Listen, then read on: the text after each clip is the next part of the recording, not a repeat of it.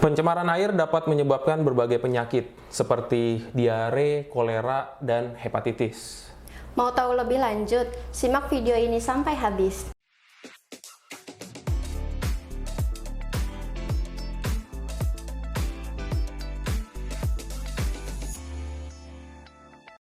Air adalah salah satu sumber daya alam yang paling penting. Nah, air juga banyak digunakan untuk keperluan seperti minum, masak, dan mandi. Pencemaran air adalah masalah serius yang dapat berdampak negatif terhadap lingkungan. Nah, aku mau tanya nih Kak, apa sih pengertian pencemaran air itu? Oke, jadi pencemaran air itu pengertiannya sangat luas, Fani, gitu ya. Tapi yang kita akan ambil di sini garis besarnya adalah pencemaran air itu adalah perubahan fisik, kimia maupun biologis dari suatu badan air yang menyebabkan kerugian bagi kehidupan manusia. Karena kan kita tahu sendiri, ya kan, air itu biasa kita konsumsi. Apabila memang ada perubahan dari struktur air itu sendiri, maka kita udah bisa bilang itu air tersebut mengalami pencemaran, gitu kan. Nah, biasanya pencemaran ini disebabkan oleh berbagai faktor, gitu. Jadi ada dari limbah industri, limbah rumah tangga maupun pertanian, gitu.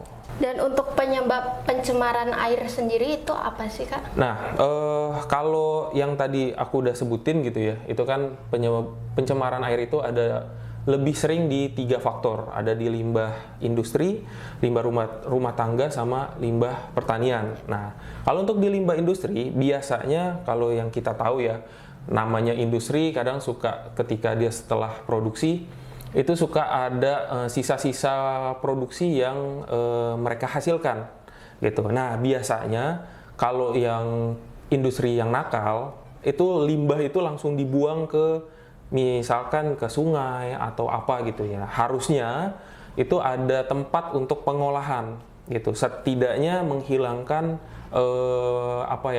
patogen atau partikel-partikel yang bisa menyebabkan nantinya kehidupan di sungai atau apapun itu bisa terganggu gitu. Harusnya begitu. Terus yang kedua ada limbah rumah tangga. Limbah rumah tangga biasanya ya karena kita sering pakai sabun, deterjen gitu-gitu ya, teman-teman di sini itu bisa menyebabkan pencemaran air juga. Karena ya deterjen, sabun itu kan sifatnya pembersih ya, gitu. Nah, itu juga bisa mengganggu ataupun merusak struktur air gitu. Nah, nantinya kalau misalkan air itu yang air sabun atau air deterjen yang habis kita pakai untuk mencuci dan lain-lain gitu, terus nanti kita buangnya ke got gitu ya, ke sungai lagi ujung-ujungnya, dan di sungai itu ada ikan dan lain-lain, ya itu bisa mematikan kehidupan yang ada di sungai itu. Terus yang ketiga itu tadi aku sebut limbah pertanian. Nah, limbah pertanian ini sering terjadi bukan di daerah perkotaan gitu kan. Kalau industri sama rumah tangga pasti di perkotaan, tapi kalau pertanian pasti adanya tuh di perdesaan kan gitu. Nah, biasanya setiap limbah pertanian itu si petani itu menggunakan obat-obat berbahaya, pestisida ataupun obat-obatan untuk biar cepat berbuah dan lain-lain ya kan. Nah, ketika dia menyirami dia punya bibitnya gitu kan, nah itu kan pastinya akan terkontaminasi ke air-air gitu ya, bukan ke air-air, cuma intinya itu bisa menyebabkan lingkungan dari pertaniannya itu, kalau misalkan di situ ada sumber air dan lain-lain, itu bisa terganggu gitu kan, bisa tercemar dari bahan kimia seperti pestisida gitu, Fani. Ya, tadi kan sudah dijelaskan ya teman-teman pengertian pencemaran air dan penyebab pencemaran air. Pasti dong Kak ada dampaknya. Untuk dampak pencemaran air itu sendiri apa ya Kak? Nah, kalau dampak pencemaran air untuk yang tadi kita sebut, kalau misalkan buangnya ke sungai ya, nah itu bisa menyebabkan kematian untuk biota-biota air gitu. Karena di sungai yang hidup itu kan ada ikan, ada tumbuhan-tumbuhan gitu-gitu kan. Maka yang bisa terkena dampak ya ikan, udang, ya kan. Kalau misalkan limbah itu dibuang langsung ke laut gitu kan, itu bisa mematikan biota-biota laut, biota-biota air tawar maupun air asin. Terus kalau penyakit, nah dampak dari pencemaran air itu bisa ke arah penyakit. Penyakitnya apa? Ya kalau kita bilang diare atau BR-BR ya, jangan tahu Anda. Terus bisa juga hepatitis. Jadi untuk penyakit diare, kolera, dan hepatitis.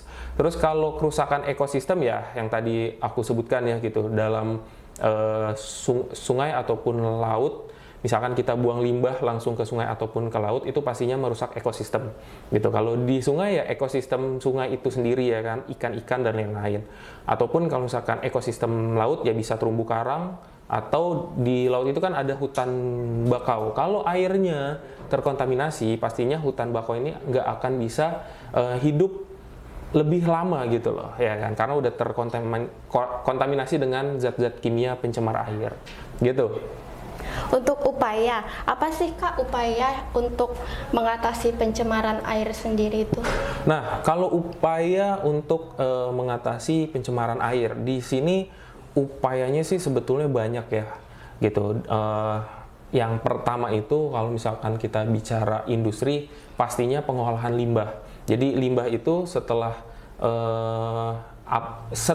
produksi pasti ada sisa-sisa produksi yang kita sebut limbah. Limbahnya itu dikelola dengan baik gitu loh. Ya kan? Jadi mungkin ada yang namanya sterilisasi ataupun pemisahan pencemar lah gitu ya. Nah itu untuk di industri. Tapi kalau untuk enggak. Kalau untuk di sekolah kita bisa tuh menanamkan pendidikan tentang cinta lingkungan seperti apa gitu. Karena kan kalau kita mulai dari pendidikan kita dari sekolah sejak dini, itu akan meningkatkan kecintaan kita terhadap lingkungan. Jadi sejak dini anak-anak kita bisa kasih tahu bahwa pentingnya kita menjaga lingkungan dari pencemaran air, terutama dari kontaminasi limbah-limbah yang dibuang langsung ke sungai. Terus yang ketiga bisa dari penegakan hukum, itu yang dilakukan oleh pemerintah gitu. Bisa kita bikin atau kita jalankan undang-undang yang memang sudah dibuat, ditegaskan lagi gitu untuk industri-industri ataupun rumah tangga yang masih nakal, yang masih buang limbahnya sembarangan. Nah itu bisa ditegakkan melalui mungkin bisa dengan hukuman ya kan, ataupun dengan denda-denda yang disesuaikan dengan undang-undang yang memang sudah dibuat lah gitu.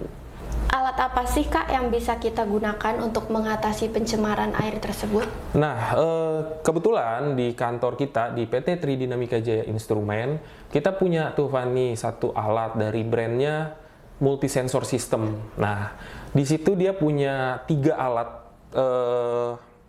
beda seri nih ya. Seri yang pertama itu MS1200, yang kedua itu MS1800, yang ketiga itu M2000.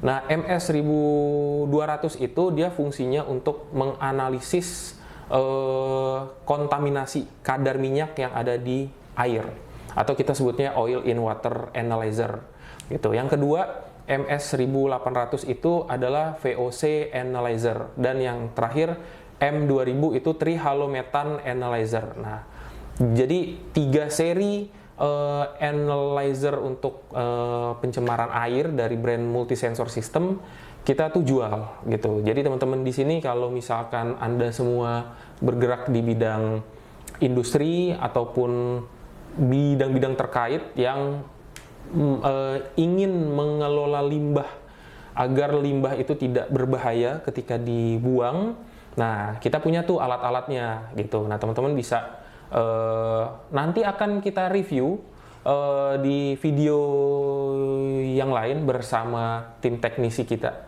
ya kan, Mas Rasino tuh, ya kan. Nah, cuma kita bisa di sini aku bisa sounding bahwa kita punya alat yang namanya Multisensor System MS1200, MS1800 sama M2000. Nah teman-teman, setelah penjelasan yang kami berikan pentingnya kita untuk menjaga air, kita juga punya alat multisensor. Jangan lupa untuk cek website kita www.tridinamika.com dan sosmed kita bisa lihat di deskripsi box. Oke, teman-teman, terima kasih atas waktunya. Terima kasih Fani yang sudah meluangkan waktu untuk bertanya-tanya kepada saya. Oke, thank you teman-teman. Thank you.